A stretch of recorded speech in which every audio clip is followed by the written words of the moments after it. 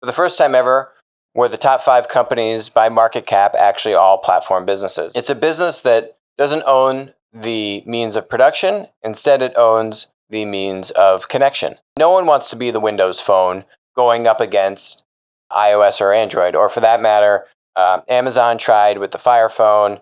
Facebook also tried, I think, with a partnership with HTC. And Huawei, if they want to try, go for it, but you'll be the 4th failure. What is a platform business? And a lot of people use the word platform very differently. Probably 99% of the population uses the word platform to describe a technology or a product. But on this show, the way we're going to use the word platform is to describe the business model of platforms.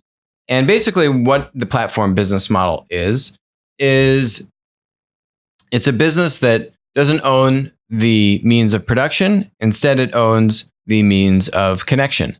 And it creates value by facilitating the exchange of value between 2 or more different users, usually consumers and producers. And as a result of that, it has these things called network effects and these things called winner-take-all dynamics, hence the name of our show. So for the first time ever in history, we have data that was in the book from 2016, which shows for the first time ever, were the top 5 companies by market cap actually all platform businesses, and actually all the same business model. That's never happened before. Additionally, if we look at some examples of platforms and their winner-take-all dynamic, if you look at YouTube and the amount of content that is consumed or the amount of engagement on YouTube versus, say, that of Netflix, what you'll find is that the engagement on YouTube absolutely trumps that of Netflix.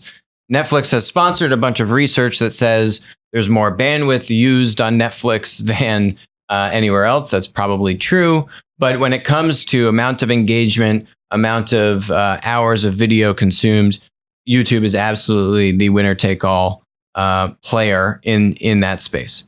Other examples would be Windows for desktop operating systems. Pretty straightforward there. That is definitely a winner-take-all type of business. Another example, if we look to China, let's look at Alibaba. Let's look at their various product marketplaces they have around Taobao, Tmall, and others. They have a majority of the share of e-commerce in China. JD.com would be the number 2. JD.com traditionally has been linear in the sense that they buy products and then they resell products as like a traditional retailer would, but online. Over the past few years, JD has been moving more towards a marketplace model, like Alibaba, like a platform model. And as a result of that, their market share has been increasing and margins have been improving. Other famous example would be search in the US. If you look at Google, they are massively the monopoly player in search, both in the US and outside of the US. No question there. And then mobile operating systems with just iOS and Android. Although iOS may have fewer devices in the market, when you actually look at the amount of spend on apps, which is the platform dynamic for an operating system, right? People buying third-party apps and the money they spend on them, it's actually about 50-50 between the money spent on iOS apps versus Android apps.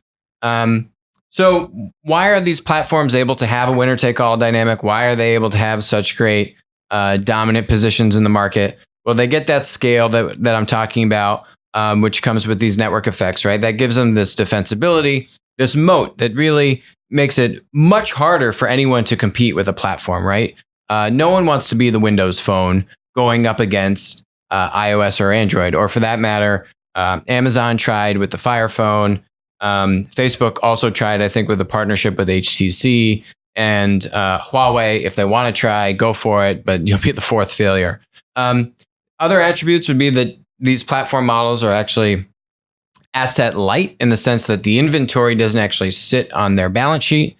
So they can essentially complete a core transaction and facilitate that exchange, but the inventory actually never needs to be possessed by the actual platform model.